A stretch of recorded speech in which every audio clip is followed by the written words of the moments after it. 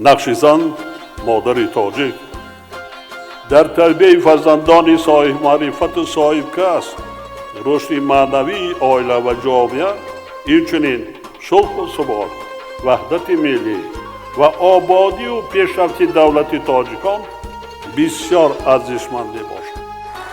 من نقش مادران و بانوان تاجیک را از آغاز فعالیت سیاسی خود تا امروز به نهایت بلند ارزیابی می‌نمایم.